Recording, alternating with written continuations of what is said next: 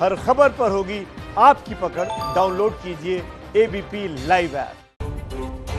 तो प्रतिमा, ये मंशा हमारी इस खबर को बार बार नमस्ते भारत में रोज दिखाने की है, ताकि हमारे जो पेरेंट्स हैं, माँ बाप हैं, इस बात को समझें कि आपका बच्चा अगर बदल रहा है, अपना व्यवहार बदल रहा है, वो गुमसुम है, चिड़चिड़ा है, गुस्से में है, ध्यान दीजिए कि कहीं उसके साथ कुछ ऐसा तो नहीं हो रहा है जो आपने सपने में भी कल्पना की हो।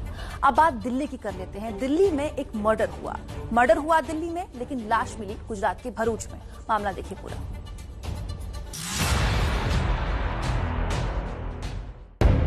दिल्ली का सनसनीखेज मर्डर कांड, लव का नतीजा सूटकेस में लाश। दिल्ली में मर्डर, गुजरात में डेड बॉडी।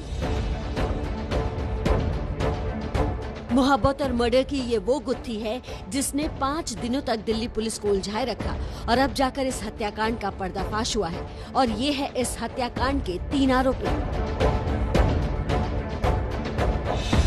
इनसे मिलिए, नाम है फैजल। नीरज नाम के जिस शख्स की हत्या हुई है उसकी गर्लफ्रेंड है। और ये है जुबैर, जो फैजल का मंगेतर है। और ये है शाहीन नाज, जो फैजल की मां है। आरोप है कि इन्हीं तीनों ने मिलकर दिल्ली के मॉडल टाउन के रहने वाले व्यापारी नीरज गुप्ता को मौत के घाट उतार दिया।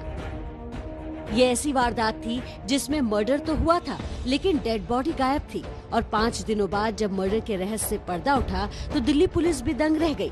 मर्डर को तीनों ने मिलकर कैसे अंजाम दिया, पहले वो जान लीजिए। नीरज गुप्ता फैजल को मिलने फैजल के घर केवल पार्क एक्सटेंशन आदर्श नगर के एरिया में आया।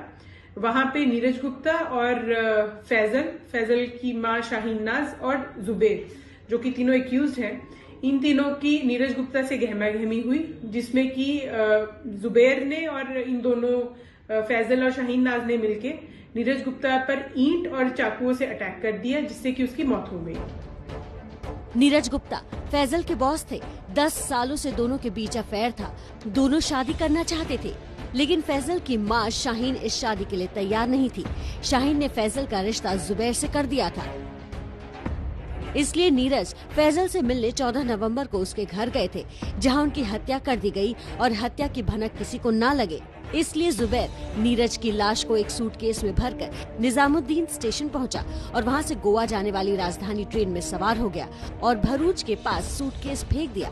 जुबैर रेलवे में पेंट्री कर्मचारी है।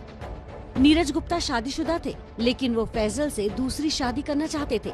नीरज की पत्नी ने जब ये बात पुलिस को बताई, तब पुलिस ने इनसे सख्ती से पूछताछ शुरू की और आखिर में तीनों ने अपना गुनाह कबूल कर लिया।